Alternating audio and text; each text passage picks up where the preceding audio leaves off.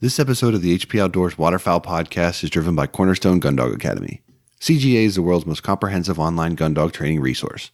They've got over 160 instructional videos that includes everything you need to take your 7-week-old puppy to a finished gun dog. Visit cornerstonegundogacademy.com to sign up for the free preview module and begin your training journey today. Cornerstone Gun Dog Academy, the most advanced gun dog training resource on the web. You are listening to the HP Outdoors Waterfowl Podcast, episode 141.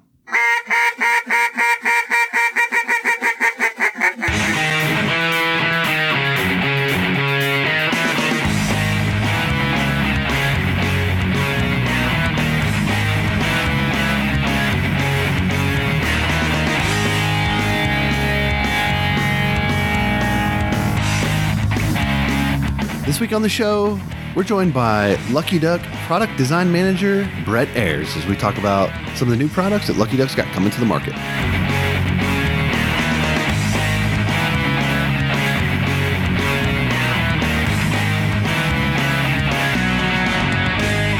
Welcome to the 141st episode of the HP Outdoors Waterfowl Podcast. This week brought to you by Lifetime Decoys. New for 2019, Lifetime Decoys Flex Float Mallard decoy set the new standard for quality and durability in the waterfowl decoy.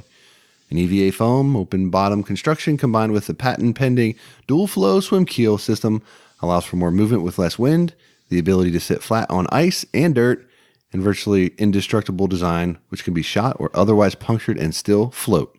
Each decoy only weighs 11 ounces with the self-rigging keel weights removed and only 19 ounces with the weights installed. Check them out today at lifetimedecoys.com. Thank you for joining the show this week. I'm your host, Josh Palm, and we're coming to you with a brand new episode talking products and what it takes to get them to market and all of the stuff that comes with that. And joining me this week to facilitate that conversation is my co-host, Dan Hrushka. Dan, what's up? Dude, finally got some summer weather up here. It's like 85 degrees today. I know you're kind of used to that, but sun's been shining, and we've had like 3 months of constant rain, so feeling a little vitamin D has got me kind of happy. Yeah, it's definitely summertime here. I think today's Thursday, tomorrow will be Friday. I think we're supposed to hit like 96 degrees down here tomorrow, so gonna be a little warm. So yeah, isn't that your favorite band from high school, or is that 98 degrees? Is there a band 96 degrees, Dan? I don't know. You got something against Nick Lachey? I mean, you got something against the Lachey brothers? No, whatever. Maybe we should. 97 degrees. Oh, boy. All right. Anyway, this week we are talking product innovation and got a good conversation. One, unfortunately, I wasn't able to make. My schedule right now is just pretty terrible. So you're flying solo this week on that interview with Bret. But before we get in any further on that, I do want to take a minute just to thank for their support of this week's episode. Gunner Kennels, engineered for your dog, designed for travel, and built for your peace of mind. The G1 Kennel set an industry standard and put Gunner in a category all its own. It was started to protect your pet and continues to be at the center of everything they do. Gunner's dedicated to building the best and safest pet... blah, blah, blah. I can't talk.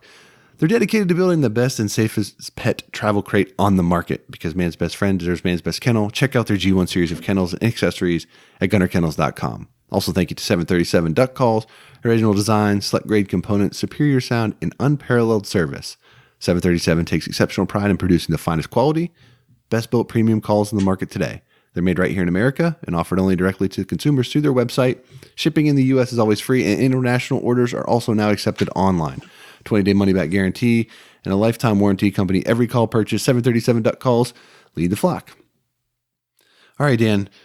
So this week, unfortunately, again, I wasn't able to make this interview, but Bret was cool enough to come on the show and give us a little bit of time. And Lucky Duck is definitely one of those companies that started out with one product, and now they're kind of going down the road and expanding their product lineup and stuff like that. And they hired on Bret to kind of run that evolution and stuff. So it's cool to get to talk with him about that. And Bret's a good dude. You guys bunked up together out at Falco.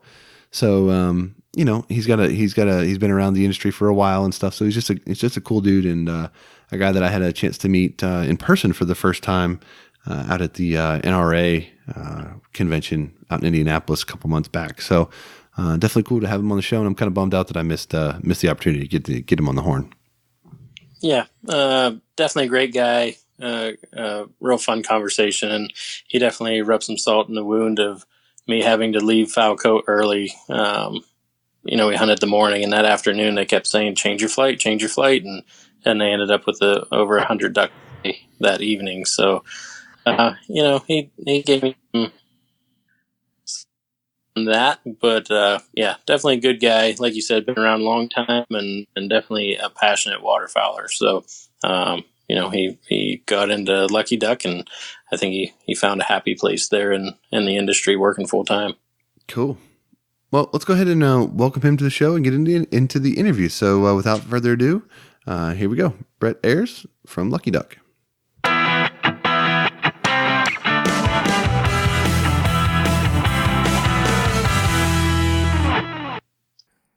All right, and tonight we are talking to a good friend of the show and a roomie from Falco, Mr. Bret Ayers, right. the product design manager for Lucky Duck Premium Decoys. Bret, how you doing, man? I'm doing good, Dan. Thanks for having me on the show, man. Looking forward to it. For sure. So what's how you doing? I've been following you on Instagram. You got a new puppy. What what brought that on? You ready for a lot of training or what? Yeah, for sure. A friend of mine, Josh Miller, has a kennel up in Wisconsin. Actually, he's about a half hour from the Lucky Duck office, and him and I just were talking over the last several months. And he had a litter coming up. He was really excited about, and I've already got 2 dogs. I've retired one.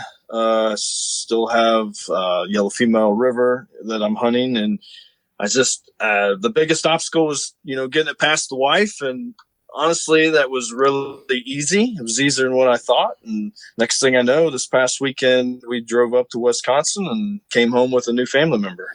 And I saw the socializing was going well at Cabela's. Oh yeah, we stopped. So I took my youngest daughter, Lauren, and my son, Mason, Mason will be 13, Lauren's 10. And, obviously through the travels, and we just had got back through Chicago, and there's just not a lot of places, that I trust anybody. We needed to make a pit stop. So, we, was thinking along the way, I was like, man, Cabela's will let puppies in. That'll be perfect. We'll get out. We'll let her do her thing. And then we can all go inside, and she can go with us, and then we'll just check out the store. And there's a couple things I had on my list that I could probably use, and so we went in there and did our thing, picked up some things, and got back on the road. So it's a good trip. It's really good on the way home. So let me ask you, how old is the dog that you retired? He is almost 10 years old. And what made you make that decision? He comes from a bloodline. I've always had a little bit of problems with him whining, and as the years have gone, he has gotten more whiny, to the point where I don't like that. It's hard because the dog's got so much drive. I still train him, but being in the blind with a whiny dog is tough. And I will probably take him on a couple hunts, if it's just me and him. But for the most part, I'm gonna just set him to the side and hunt the river and then the new pup. So nice. That's exciting. Not easy, but yeah, it's exciting. No, it's not easy because you got a dog that's got so much drive, and I know he's got at least a couple more years in him, and it's just it's tough. It's tough when a dog gets that, and I've tried to get it out of him, and it's not easy to do. So not happening. Well, bless your wife for giving you the okay, because I tried recently and I got totally shut down. So, but yeah, it's funny because Kimber just turned 10 in May, and when I'm driving to the field and she's in the back of the truck, she either whines or barks like the entire time, but then once she's out, it's like game on. There's no sounds coming out of that girl. So it's funny, but as she's gotten older, she will bark like the entire drive. It doesn't matter how far it is. And I was like, you got to be getting tired just from barking. Like, what is going on? But yeah, that's Right. definitely, if that was going on in a blind, it would get shut down real quick unless it was just me and her. But yeah. River's the same way. She's really quiet, but she started last year for whatever reason. Just she'd bark in her kennel on the way to the boat. But once we got to the boat or the field, whatever, she got out and she doesn't say boo. yeah. And, just it like I said, it's unfortunate, but I think it's best all around, and looking forward to what's ahead. So, man, we got a lot to cover tonight. I kind of want to let our listeners know a little bit about you. You grew up in Ohio. You obviously love waterfowl. Just take us through, what got you going. Take us from your childhood till now. Yeah, so I was fortunate. My dad was a waterfowler, and he started taking me, as I can't even remember, what really age I was. I know I was young. He's got pictures of taking me out to, the goose club. There's a goose club he belonged to.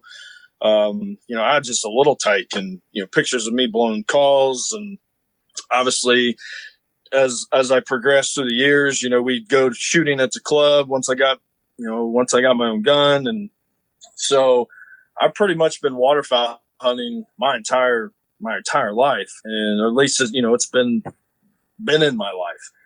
And through the years, right when I got out of college, I met Fred Zink, and I heard Fred at a show blowing a goose call, and I was a caller, but I wasn't like, I was an old Ken Martin caller, maybe, the old flute, longer, what is it? On an Olt or, something along those lines, just a basic honk guy, and right. I heard Fred making all these sounds, and I was really intrigued by it.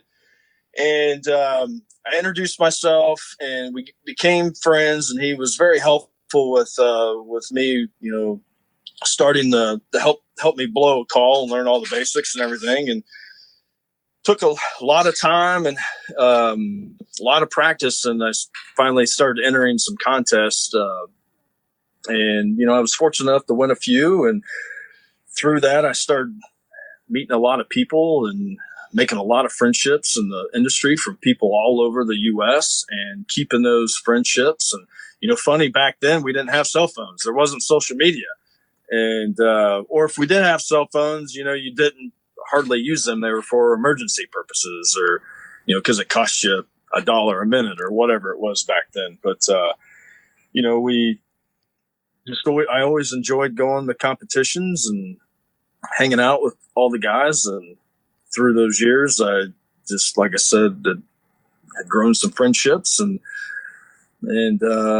kind of took me to where I'm at today. I've kept a lot of those relationships with a lot of people, and it's kind of put me to where I am today.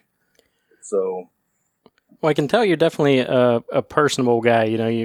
You really take the time to talk to people and learn about them, and you can you can tell that you didn't grow up in the social media age, right? Or the cell phone, and it's a different. It's not quite pen pals, but it's you're waiting for a phone call from a phone that's hung on the wall, and that's you know what I mean. It is exactly. It's a little different than what a lot of people are used to today. But man, that's awesome. One thing that I guess I kind of get jealous about it. When I was growing up, my dad, he would waterfowl hunt it all the time, but I never got to go with him for whatever reason. And I'd whitetail deer hunt with him, that was our thing here in PA, the whole Orange Army and all that. But he'd come home with ducks and geese. I'm like, man, I want to do that. And now it's to the point where I'm begging him to go. And I'm like, dude, let's get out. And I was like, what do you, he's retired now, so hopefully this year's the year. But it seems like a lot of people, it kicks in right after college, and you finally get some free time and you can do what you want. And that's cool. So what, did Zink get you right on some of his calls right after that? Actually when Freddie and I were friends, it was before Zink Calls came along. So it was Zink Outdoors. And that's kind of how, I let a lot of my friendships is, Burlington, Iowa was probably, I think, was the very first big show that I ever went to. And I think it was Burlington's very first year for a show. Freddie was selling grounds calls and final approach stuff. And, like I said, it was Zinc Outdoors. And him and I went out there, and, I met Sean Stahl and Richie McKnight and Kelly Powers. And, I met all these guys. And actually, at that time, Kelly was one of the few guys that was blowing a short reed. Everybody was blowing flutes at that time. And I had started on a short reed, and Freddie kept telling me, he's like, man, if you want to win contests, you're going to have to learn to blow a flute. And I'm like, I just learned how to blow the short reed. Now you're telling me I got to learn to blow a flute. Oh, so, but then Kelly won the world shortly after that. And, the short reed craze kicked in, and, it's just the flute kind of went to the back burner. But yeah, so, you mentioned just the personality before. That's what we did. I went to shows and we talked to people, and I just, my parents raised me to always be polite and talk to people. And that's just me. So I have to ask you, were you in the same class as those guys when you were calling? Not at first, no. So that particular contest, that's a heck of a lineup right there you just mentioned. Yeah. So I didn't really, at Burlington, I really didn't have a routine. And I remember Freddie telling me on the way out, because we were working on some things on the drive out. And I remember him telling me, he's like, you just need to go on stage, get your butt kicked, and then go sit in the crowd, listen, and learn. And that's what I did. And I went out and I blew my routine, which really wasn't a routine, and got my butt kicked, and I sat in the crowd and watched the rest of it. Oh man. So yeah. So, there's no cool story on my first contest. I got my butt kicked and got the first round. So oh, that's funny. So man, yeah. The first time I started following you on social media, it had to be I remember there's a picture that really stood out, and it had one of your kids in it, and I'm not sure if you were in it too, but in a field, and I was like, man, I just can't wait for those days. So, what are your thoughts on when to start kids? How did you get them introduced, and how's that going today? Yeah, so we have 4 kids, and I have 3 girls and a boy. The boy being number 3. So, through growing up hunting, I've got a sister, and I got an older sister. She hunted a little bit, but not like I did. I was all in, and I did a little bit of squirrel hunting and stuff with my grandpa, rabbit hunting, but waterfowl just really, really intrigued me. And, so I'm not a pressure guy. I like to, with my kids, I like to introduce my kids to it and hope they take, they find that same fire that's in me. And with my oldest daughter, I think the first time I really took her to the field I think she was around 5 years old, and it was early season because the last thing you want to do is take them out when it's freezing cold and they just have a miserable time, right? Mm-hmm. So I took her out on an early goose hunt, and she just sat in the blind and kind of soaked it all in. And at first, with any kid and a parent, when they go to do something, that kid always wants to do it. She, every time I left the house to go hunting, she wanted to come along. And then it became, hey, when's it my turn to start shooting? And when's it my turn to kill the birds? And when's it my turn to clean the birds? And, so that's Emma, and she's 17 now. And it just seems like, I'm showing my age here, but it seems like yesterday, that I was taking her on her first hunt. And now, she still goes. She'll be a senior in high school. Number 2 Paige, she's a sophomore in high school. She didn't get it. She went, like I said, take them out, you introduce. So she went for a while as a kid, and then, she just got other things that she got interested in and didn't do the hunting thing, and which was fine. I didn't pressure her. I didn't push her. Just, I just wanted her to be herself. And then Mason came along, and Mason's a really funny story because he'll be 13 next month.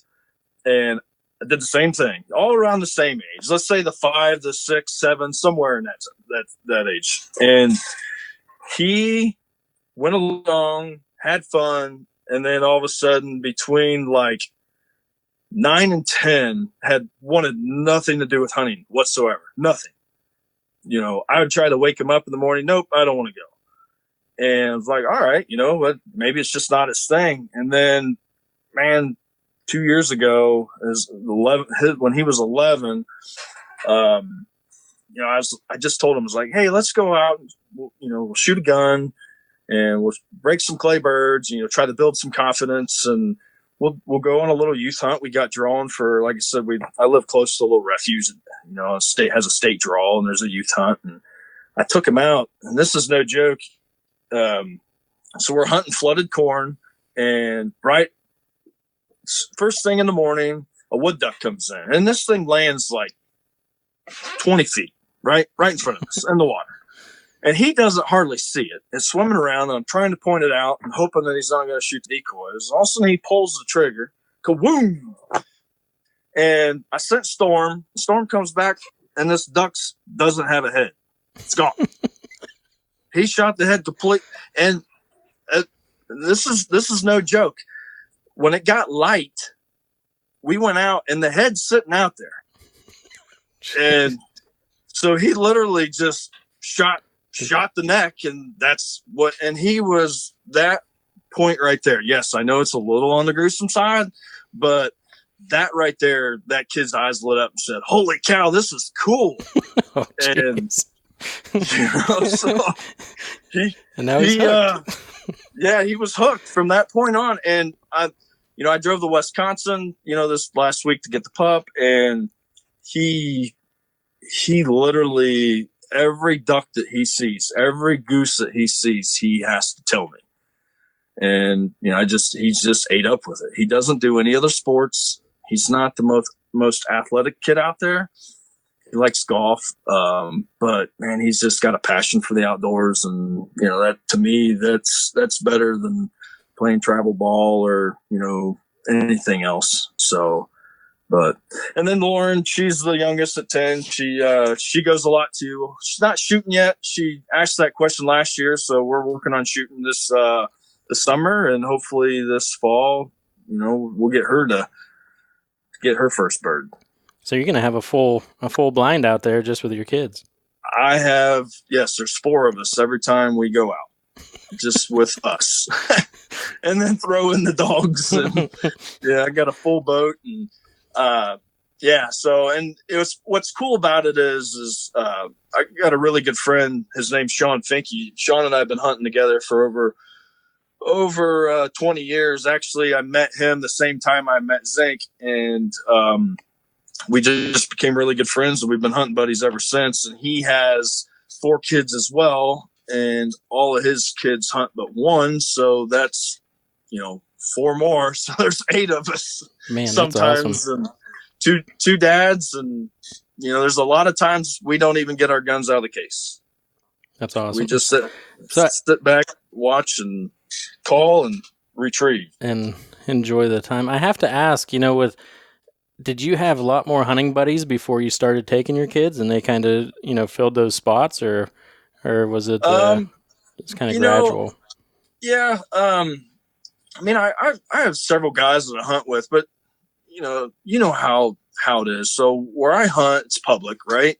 Mm-hmm. And there's a blind drawing, and everybody gets, as many guys as they can in one group, and, try to help with their luck in getting a blind. And because here, I don't know how it is up there, but here, you go the 3rd Saturday in August, you stand in line, you get a wristband that's got a number on it, and they literally have a lottery draw. And that spot, you go in and you pick your own spot on the lake. There's like 75 spots, or it changes every year, but I think there's like 75 blind locations on the lake. And that's home for the year, and you can dump into a blind if you want, if nobody's there, but you can freelance if you want, but if that person shows up, they have permission to be there and you have to leave. So, but yeah, I started, through obviously hunting with my dad when I was young and his little group. And like you mentioned, there was times I didn't get to go. There was times that, they had a full blind and I sat at home, and I know there was times I sat at home crying because I didn't get to go. And, so I've got several guys that, they're in other groups that maybe throughout the week, they're by themselves or whatever that we hunt with. But I mostly hunt with, especially on the weekends, just my kids. But throughout the week, my buddy Sean, and then I've got a couple other buddies that will go out with through the week. So, yeah, man, I took my one daughter out dove hunting last year. We shot a dove, and she was so pumped. Well, then my middle child, which is a twin of the oldest, she's like, well, I want to go duck hunting. I was like, all right. And there's no way that she's going to wake up early, just not her style yet. Right. I mean, they just turned 5 in November. So I took her out one afternoon, and there were just ducks flying everywhere, but they were like, 400 yards out and just kind of going where they wanted to go as a kind of evening hunt. And I was like, well, they're going to bed. And she is still mad to this day that we did not shoot a duck. So I was like, listen, we'll go out in the morning sometime. And, and it was just let's go down to the local lake and sit there. And I thought she'd enjoy it, but she was mad at me. I mean, she liked the snacks and stuff, and it was warm, but man, she was mad. Well, you shot a dove with Kelly and you didn't shoot anything with me. I get to go again before she gets to go. I'm like, oh my gosh. So, but I know, so good. Dawson, he just turned 4 in May, and he wants to go shoot wood ducks in the worst way. That's like his thing.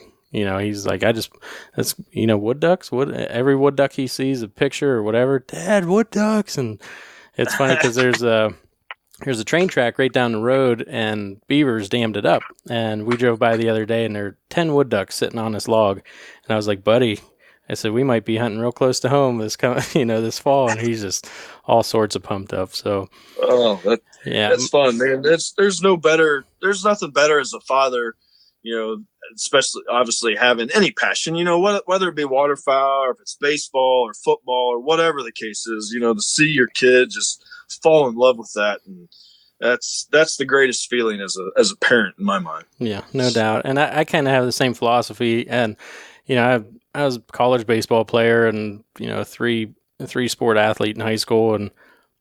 And I don't really push my kids in athletics. And my wife's like, I thought that you would be like really aggressive and trying to get them in it. And I was like, no, like I coach t-ball, coach soccer. Like I want them to experience it. And then I don't want to be the one pushing them. Like once that passion starts and they want to be there, then that's when I'll start pushing. That's when I'll start helping and really getting into it. But they're too young. It's too young to, they'd rather color than play sometimes. So for sure.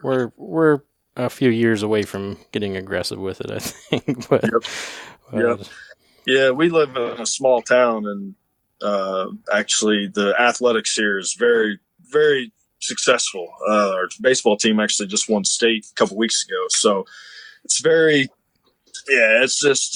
that's what this town's all about. There's 4,500 people, so everybody knows everybody. And, it's just the athletics is pretty top notch. And like I said, I didn't play a whole lot of sports myself through high school. I golfed, and I just hunted. And most of the time, I wanted my winters and stuff to go outside and hunt. And then in the springtime, I love to fish. So I played baseball through, like the little league and pony league. And then when I got into high school, I was like, man, I just want to go fishing.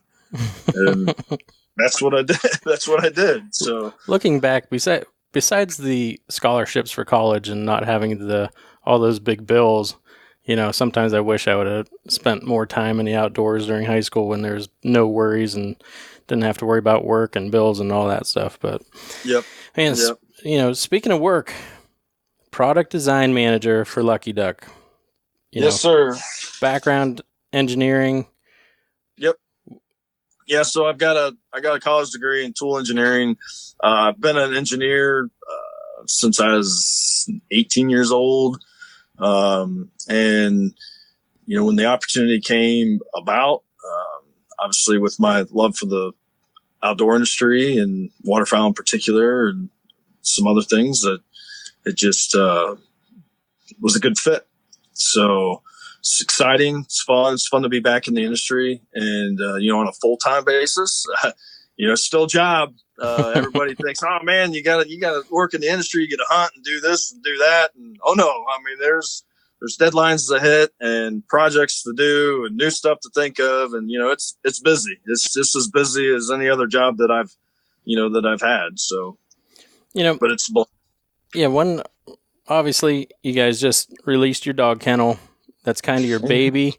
I want to pull the curtain back a little bit and talk about the process of creating, not a decoy, not anything. Let's talk about the kennel. How does it start? Is it all in your mind and then you put it down on paper? Is it CAD drawing? Is it what are the processes that you have to go through? Yeah. So, I mean, just like everything, there's, everything starts with an idea, and this particular idea was already in the works, when I was hired. The idea was, and then that was my first project. And, I've got a CAD background. I draw in SolidWorks, and is a software that I am proficient in. And, we just sit down and, get multiple heads put together and, start thinking of ideas and what's missing, and, maybe that's not out there, and what we expect out of a product. And then obviously this is a lot different because this isn't something, it's with duck hunting and goose hunting, you ask people and everybody's got their opinion, right? But, with dogs, you can't ask a dog, what makes him comfortable. So, so it's very true. Very true. So, just through that process, talking to dog trainers and, just going through that process and getting ideas before it actually gets put on the paper. And then, it went through a couple design changes, through it, just a couple concepts, so to speak. And, we ended up where we're at. It was fun. Yeah. Like you said, it goes from a idea to a concept on paper. Then you start finding the manufacturers and, dealing with that, and, then get into production, and here we are. So is it difficult to have everything made in America?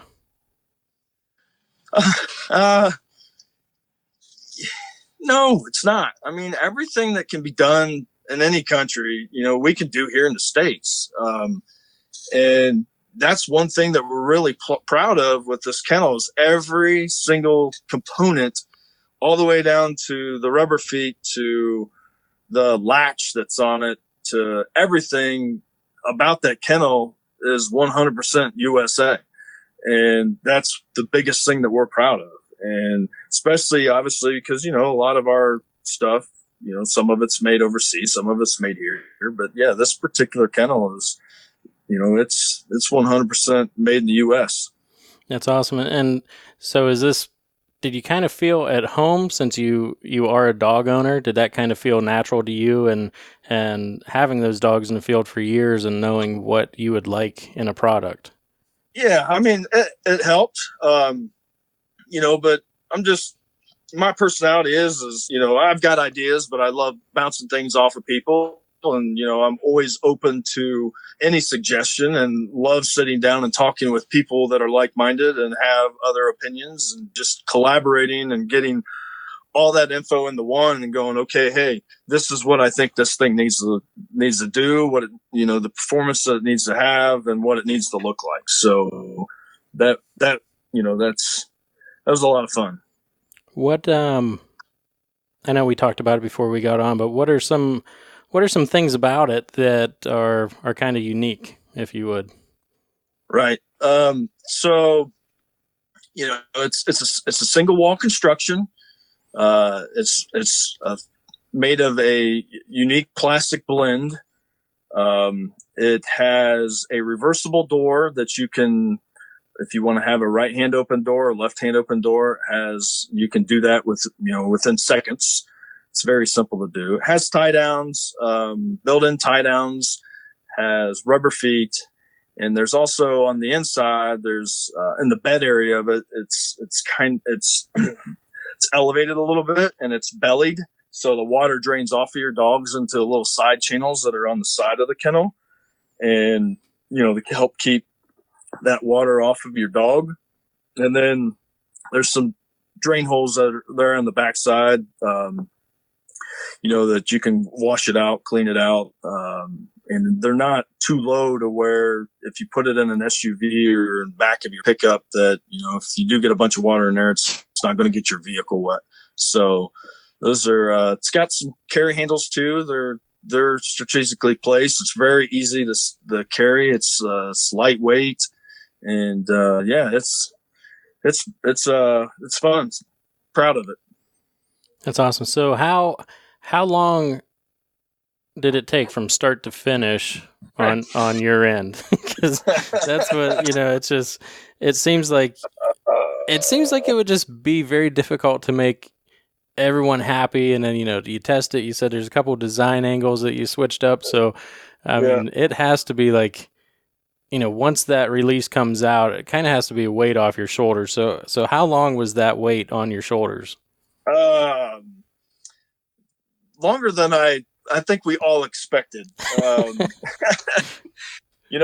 I said, that was one of the first projects that I started working on, when I started with Lucky Duck last August. And, we had a time frame that we wanted to hit to try to get it done. And then we ran into a couple small hiccups, which, can happen with any project. But just had a couple things that delayed it a little longer than what we thought. And then, once we got going, there was a couple other things that we found out and looked at again, and, made a tweak here, made a tweak there.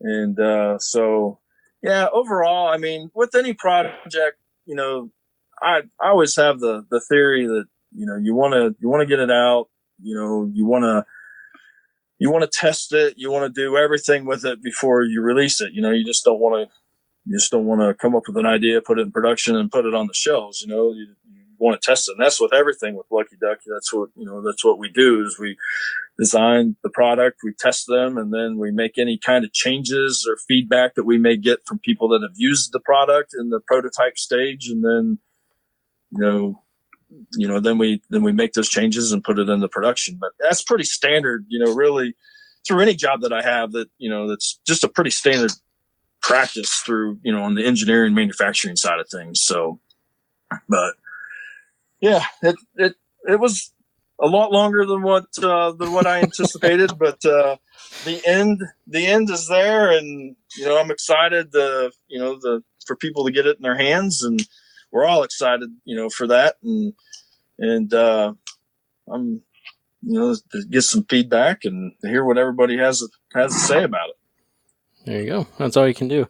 I want to ask you, what's it like working the full-time job for Lucky Duck? You work with Ricky and Haley, customer service, top notch, very engaged in social media. And I think that's very beneficial to a company. So what really drew you to saying yes to coming on board with them?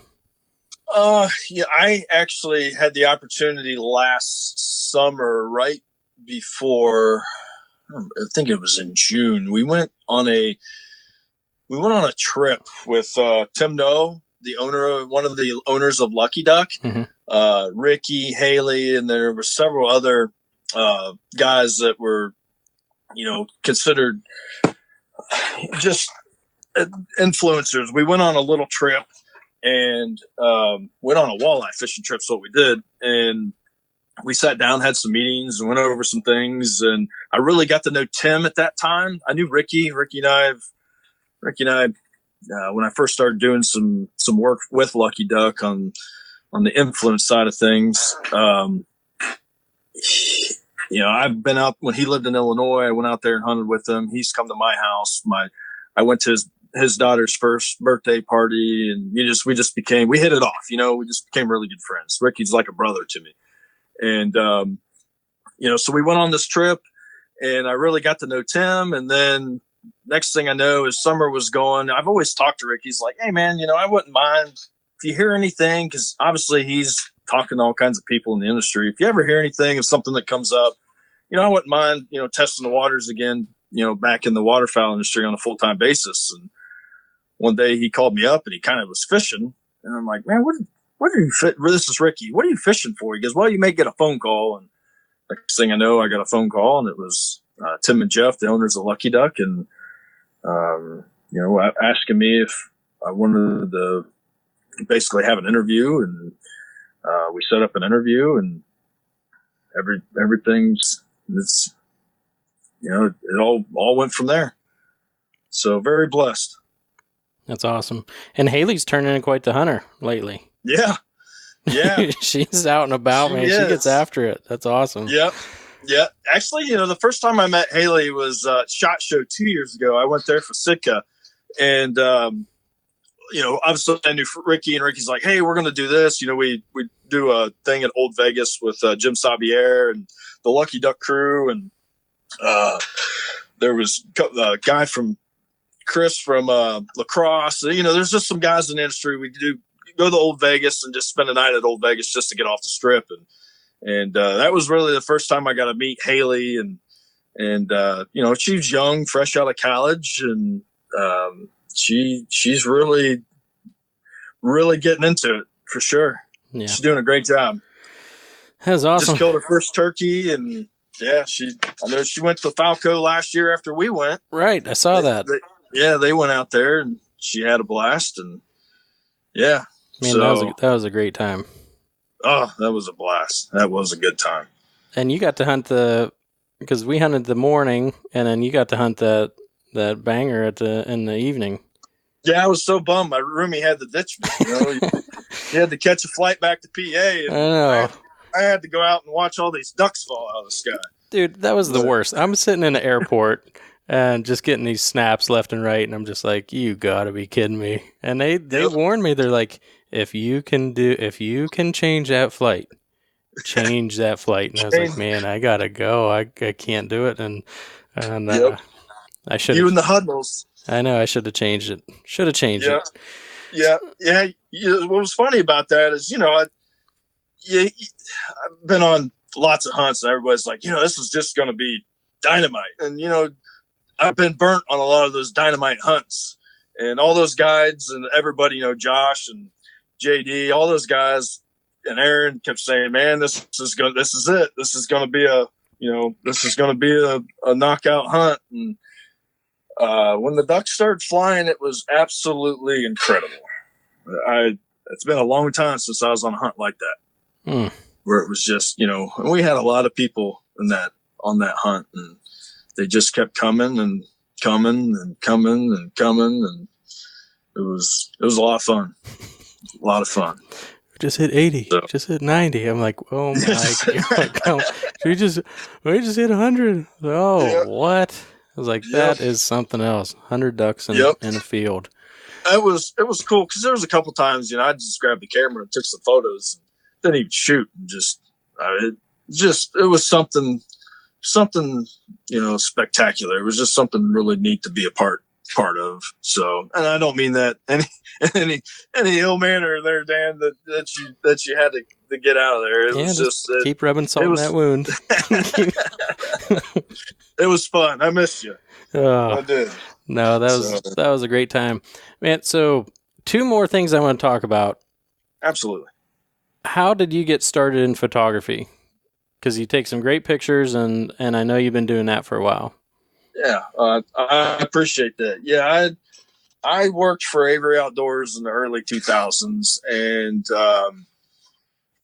we had a camera.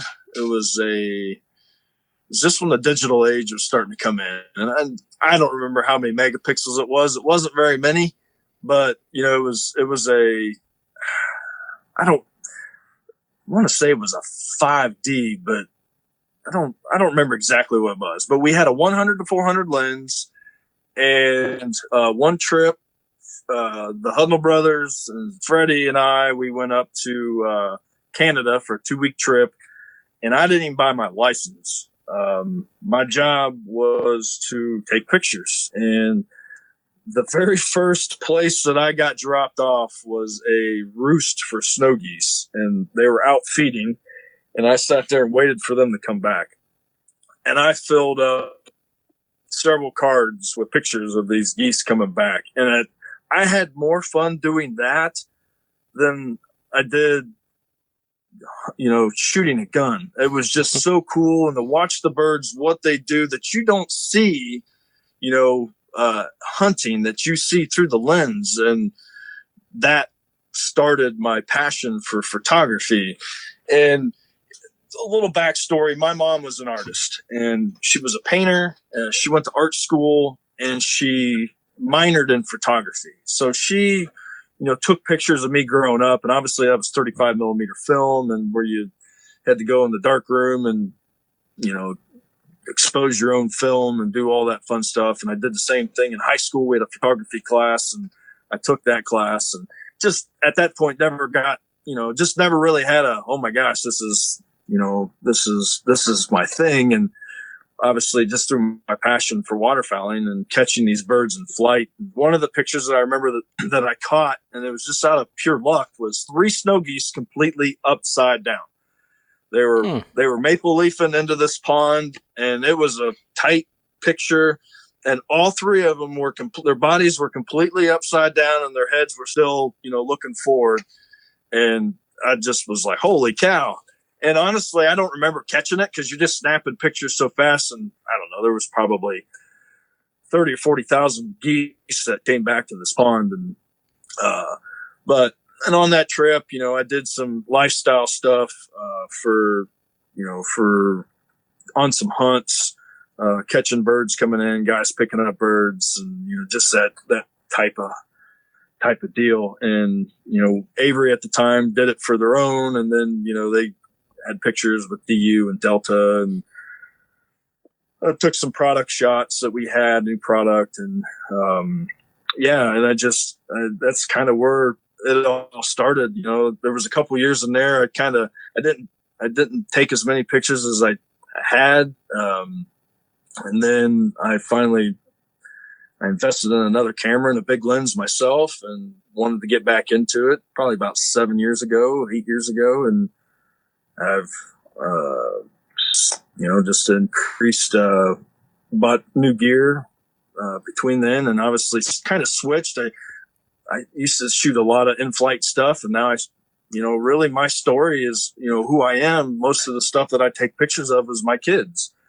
And, I just want to have those memories when I get older of the times, that I can show my grandkids, or hopefully my great grandkids, that, hey, look what mom and dad did when they were your age. And, hopefully, my kids will carry on the tradition of waterfowling in the airs, for as long as can be. So, yeah, man, I'll tell you, that's kind of how I got started.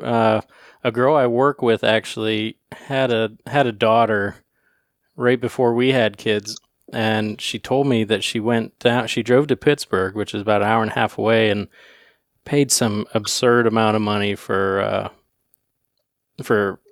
photos. And I was like, yep. There's no way. And I took that same photography class in high school, and I really, really enjoyed it. And you do your own mixture and all that stuff. I mean, it was fun. I just It was liked a that. blast. And I've always enjoyed drawing and stuff like that. But then when she told me that, I was like, you know what? I'm going to have a talk with the wife. So I was like, if we're going to have kids, I want to take, we'll still get some pictures done as family, whatever, but I want them to have just tons of pictures growing up. And now Yep.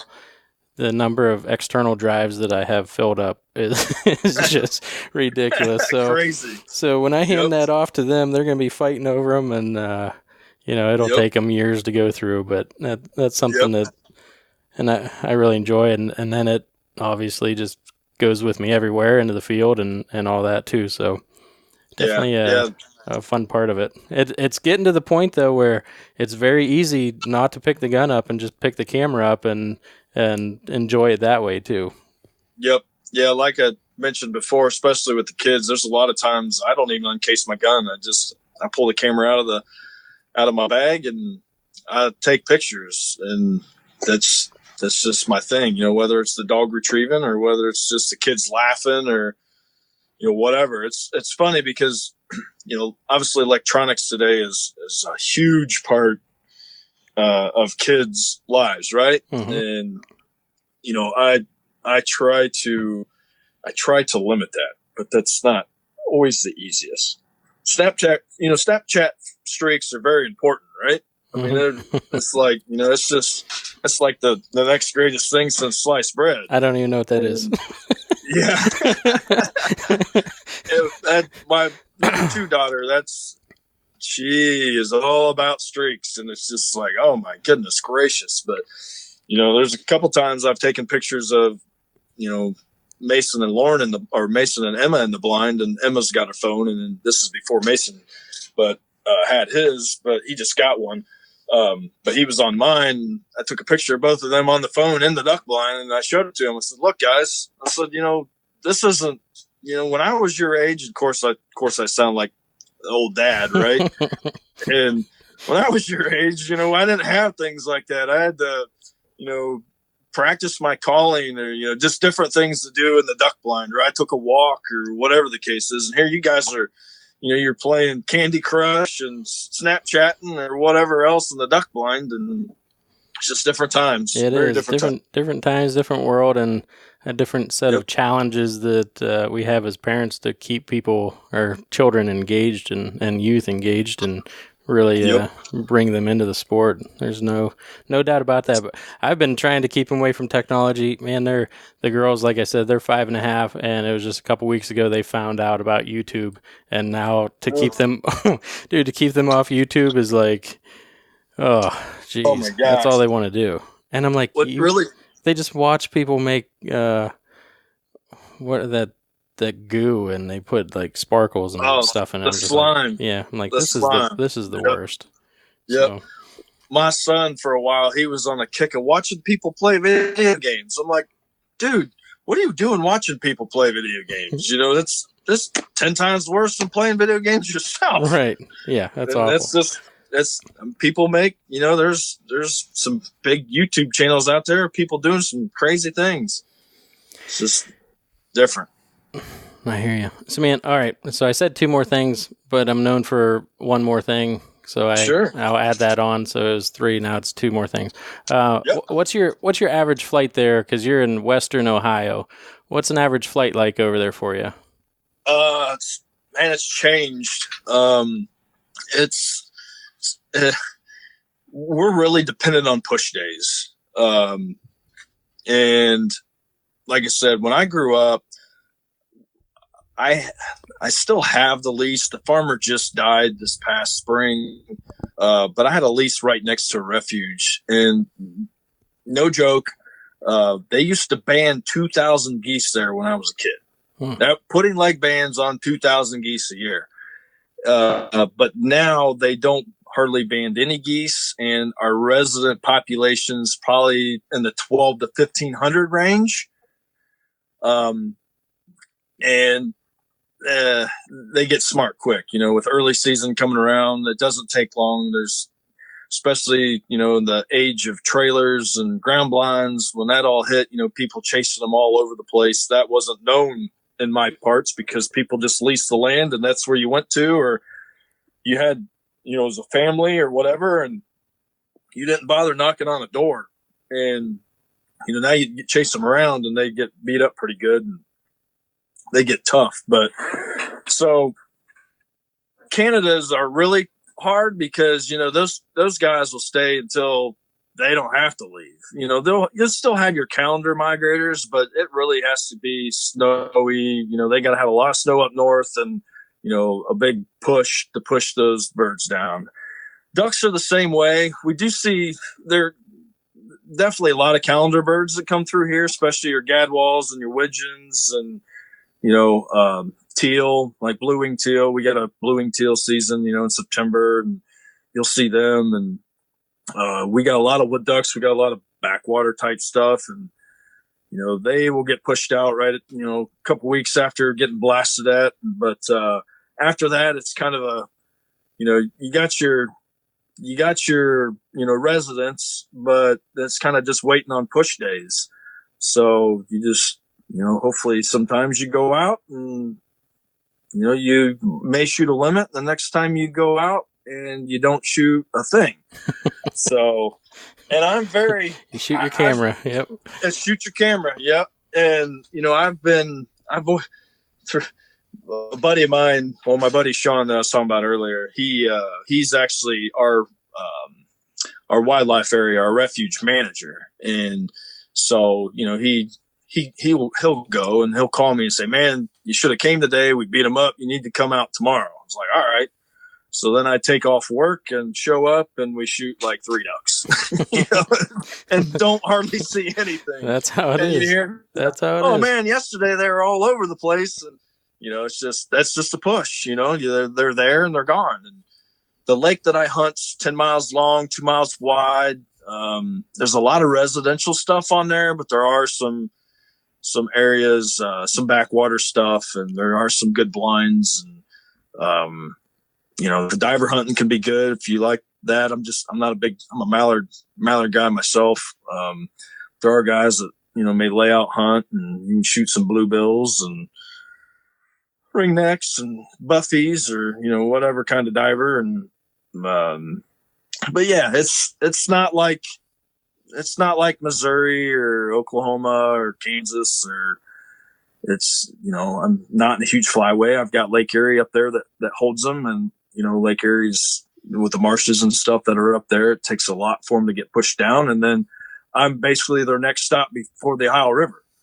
And so they're usually there a couple of days and they're gone, and then you kind of just play it on the weather. Yep. So huge factor. All right, man. Last thing. Yes, sir. Are you allowed to reveal anything else you're working on? I can't disclose anything that's in the future. I could tell you a couple products that that are going to be available retailers this coming fall. We're coming out with some goose floaters, silhouette decoys. We've got a blind called a 2x4. It's an A-frame style blind that's 10 foot long. Can be broke down to 5 foot. So if you don't, if it's just you and a buddy and you don't want to set up a 10-foot blind, then you can set up the 5-foot blind. So we got a snow goose flyer, and then obviously the dog kennel. So those are a few products that you'll see in the retailers. This coming end of summer, beginning of fall. Nice. So yeah, it's been fun. A lot of cool stuff in the works, but that's for the next podcast. There you go. Well, man, hey, we usually, I always say 30, 45 minutes. We're a little bit over it, but it was a good convo. Good catching up with you.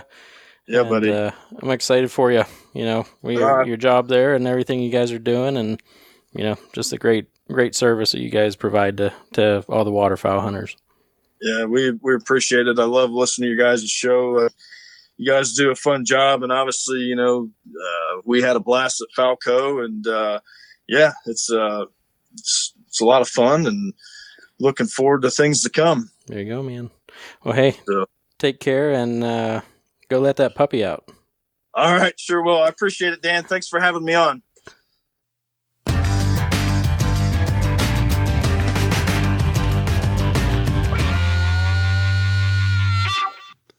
All right. Thanks to Bret again for joining the program. And thank you to you, Dan, for flying solo on that one and covering me when, work decided that I had to work late that night. So unfortunate, but. Yeah, man. I hope you ate dinner. It's like 11 o'clock, so. I did squeeze a little something in to eat, but yeah. There you go.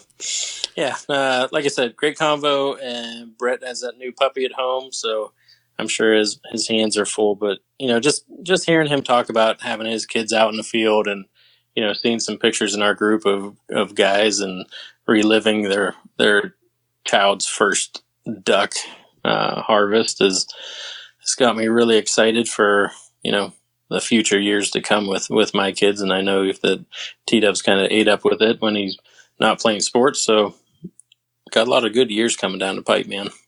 Yeah, no doubt. He was actually just asking me the other day if he can start shooting birds. So he's definitely anxious to get after it, and it's going to be hard though because his travel baseball season is going to cut into more of the fall. So we probably won't get out as much until later in the year. So hopefully he's ready for that cold weather, because probably not going to get a lot of opportunities to do those Sunday hunts like we've been doing.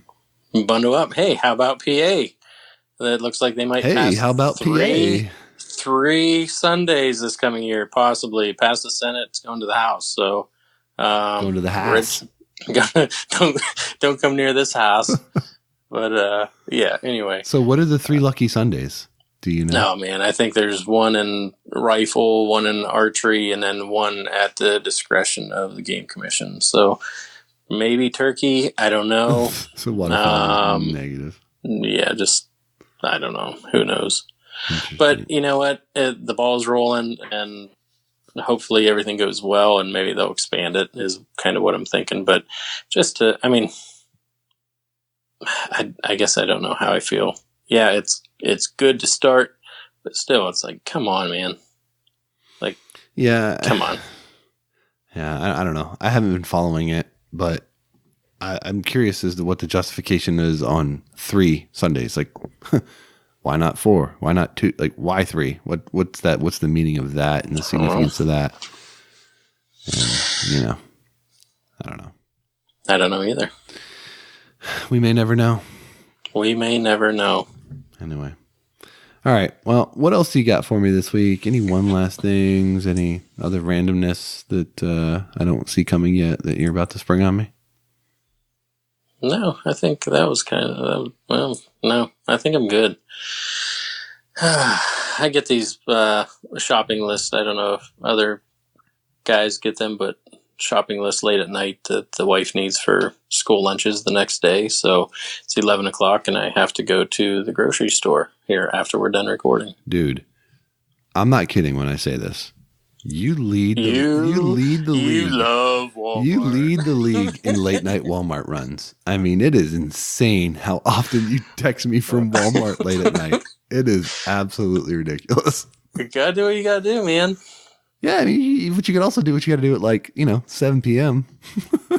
No, that's my time with the kids. Take them to Walmart. Oh, yeah, and then you have 9 million things in the cart that you didn't need. No, I'd rather you go. Gotta maintain control, dude. It's funny because I have I at this point I know where everything's at. So when the wife sends me a list, I put it in my notes, and I know how to do it. So I make one circle and get everything. It's in and out. There's no no trips to the toy section or anything like that with kids, or having them hang on you and hang off the cart and you're running into stuff. I just go and get it done. Sounds like you need to buckle down a little bit on them kiddos. Run a little tighter ship there, Dan. Yeah, whatever. Let him, whatever, dude. Go to Walmart. Go do you, boo boo. Do you? All right. Well, go to bed. Go eat your dinner. It's 11 o'clock. I'm going to go to bed. And as soon as I'm done with this read, you go to Walmart. I'll go to bed.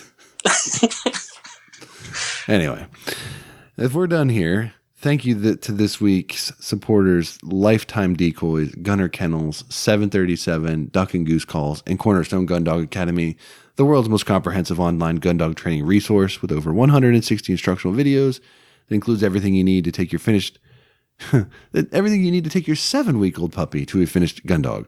Visit cornerstonegundogacademy.com, sign up for their free preview module, and begin your training journey today. Cornerstone Gun Dog Academy, the most advanced gun dog training resource on the web. All right, that does it for episode 141. Thanks to Bret Ayers from Lucky Duck for joining the program. And thank you to you for checking out this week's episode. If you're new to the program, head over to iTunes, check out all the past episodes. You can leave us 5-star ratings and reviews. It'll help like-minded hunters just like you find our show. That's going to do it for this week. I'm going to bed. Dan's going to Walmart. So until next time, for Dan, I'm Josh. Take care.